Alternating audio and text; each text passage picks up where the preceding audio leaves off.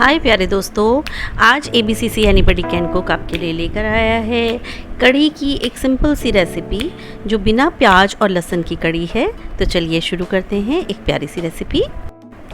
सबसे पहले मैंने इसमें आधा किलो मट्ठा लिया है और ये कढ़ी के लिए मैंने खट्टा मट्ठा कह के मंगवाया था, बाज़ार में आपको आसानी से मिल जाएगा। इसके बाद मैंने इसमें 2 सर्विस स्पून बेसन के डाले हैं और इसके बाद मैं इसे बीटर की हेल्प से ब्लेंड कर लूँगी। थोड़ा सा ये यूनिफॉर्मिटी हो जाएगी इसकी, तो इसमें जो दही के वाइट बबल्स होते हैं वो आपको नहीं दिखेंगे और साथ ही इसमें बेसन की भी बॉल्स नहीं बनेंगी। तो अगर आपको फिर भी लगता है कि आपके हाथ से बीट करने के बाद भी ये ठीक से नहीं हो पा रहा, तो इसे आप मिक्सी में डाल के एक बार ब्लेंड कर दीजिए। हल्का सा एक चक्कर आप आधा सेकंड का देंगे तो उतने में ही ये बिल्कुल फ़ाइन हो जाएगा। तो मुझे ये करना पड़ा क्योंकि इसमें थोड़े मलाई के टुकड़े थे, जिसे हम कढ़ी जब बनाते हैं तो वो वाइट अलग दिखते हैं, इसलिए मैंने ये प्रोसेस कर लिया था। मिक्सी में ब्लेंड करने के बाद ये एकदम स्मूथ हो जाएगा और वापस हम इसे उसी बाउल में एक बार फिर से ट्रांसफ़र कर लेंगे। तो ये आपका मट्ठा और बेसन अच्छी तरह से ब्लेंड हो गए हैं। अब हम इसमें मसाले मिलाएंगे। तो यहाँ मैंने सबसे पहले 1 चम्मच हल्दी ली है। हल्दी थोड़ी ठीक से लीजिएगा, इससे कढ़ी का रंग अच्छा आता है। इसके बाद 1 चम्मच लाल मिर्च पाउडर, 1 से 1.5 चम्मच सूखा धनिया पाउडर और इन सब मसालों को इस दही और बेसन के घोल के साथ अच्छी तरह से मिला लीजिए। बीटर की हेल्प से अगर आप ये मिलाएंगे तो हल्दी के लम्प्स नहीं पड़ेंगे। बहुत बार हल्दी के छोटे छोटे बॉल्स बन जाते हैं, वो नहीं होगा। तो ये लीजिए, अच्छी तरह से घोल तैयार हो गया है। अब दूसरी तरफ हम एक कढ़ाई लेंगे जिसमें आप सरसों का तेल या रिफाइंड ऑयल जो भी आप खाते हैं उसके लगभग 2 चमचे मैंने इसमें डाले हैं। इसके बाद 2 साबुत लाल मिर्च और 1 चम्मच मेथी दाना इसमें मैंने डाला है। इसे धीमी आंच पर भूरा होने दीजिए। मेथी जब थोड़ी सी भूरी हो जाएगी उसके बाद एक चम्मच भर के राई और 1/4 चम्मच हींग इसमें डाल देंगे।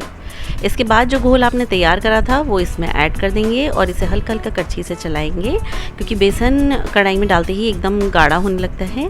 और थोड़ा सा पानी भी इसमें हम ऐड कर देंगे इसकी कंसिस्टेंसी को चेंज करने के लिए।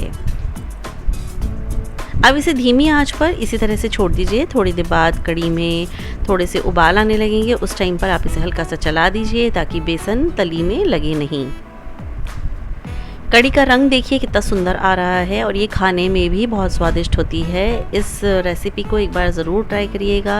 ये बिना प्याज लहसुन की कढ़ी है।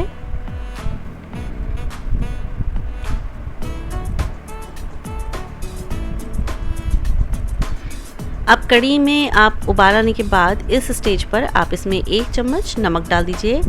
नमक को बाद में डालने का कारण ये है कि अगर हम इसे पहले ही डाल देते हैं तो कई बार कढ़ी फट जाती है और वो देखने में उतनी स्मूथ और चिकनी नहीं लगती है। इस टाइम नमक मिलाने से कढ़ी का टेक्सचर बहुत अच्छा आता है और ये बिल्कुल बाजार जैसी बनती है। दूसरी तरफ मैंने 1 से 1.5 चम्मच बेसन लिया है, बड़ा चमचा। उसमें मैंने चुटकी भर नमक, चुटकी भर मिर्च डालकर और थोड़ा सा कटा हुआ हरा धनिया डालकर, जिससे पकौड़ियाँ देखने में बहुत ही सुंदर लगती हैं।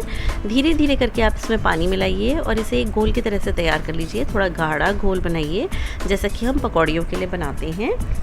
और इसके बाद आप इसे हाथ से फेंटिए। हाथ से फेंटने के बाद क्या होगा कि बेसन थोड़ा सा फ्लफ़ी हो जाएगा और आपको पता लग जाएगा, बेसन का हल्का सा रंग भी बदल जाएगा।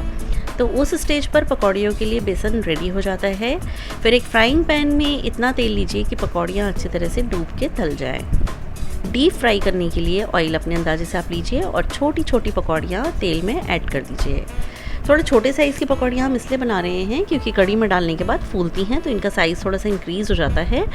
और इसे धीमी आंच पर आप बनाएंगे तो ये हल्की सुनहरी हो जाएंगी और बेसन अंदर से अच्छी तरह से पक जाएगा। अगर आप तेज़ आंच पे ये करते हैं तो पकौड़ियाँ जल जाती हैं। सुनहरी पकौड़ियाँ हो जाने के बाद आप इसे फ्राइंग पैन से निकाल लेंगे। अच्छी तरह से अलट पलट करके सेक लीजिए।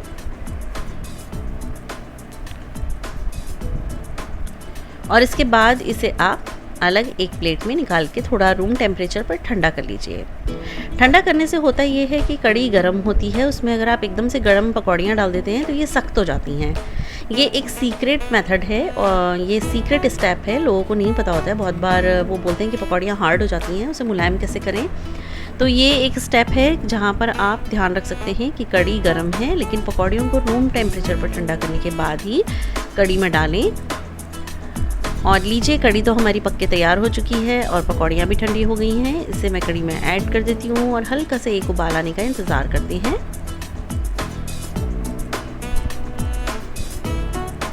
कड़ी में हल्का से एक उबाल आ जाए, इसके बाद आप इसमें कटा हुआ हरा धनिया डालकर और इसे ढक के थोड़ी देर के लिए रख दीजिए। पकौड़ियाँ एकदम मुलायम हो जाएंगी।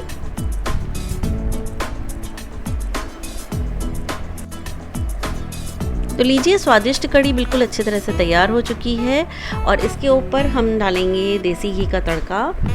अब मैं इसे सर्व कर रही हूँ एक बाउल में। देसी घी का तड़का बनाने के लिए आपको एक कटोरी में देसी घी और उसमें चुटकी भर आप लाल मिर्च पाउडर डाल दीजिए, तो रंग थोड़ा घी का लाल हो जाता है। और फिर जब हम कड़ी सर्व करेंगे ऊपर से हम उसकी टेम्परिंग करेंगे उस घी की, तो ये सर्व करते समय बहुत सुंदर लगती है। और जो मिर्च हमने शुरू में तली थी उसी मिर्च से हम इसको गार्निश कर सकते हैं। तो ये सर्विंग का एक बहुत ही सुंदर बाउल तैयार हो जाता है। बिल्कुल ऐसा लगता है कि जैसे आप मार्केट की कड़ी खा रहे हैं। बहुत ही स्वादिष्ट और बहुत ही सिंपल रेसिपी है, बिगिनर्स के लिए बहुत ही ईजी है, एक बार ट्राई करके देखिएगा।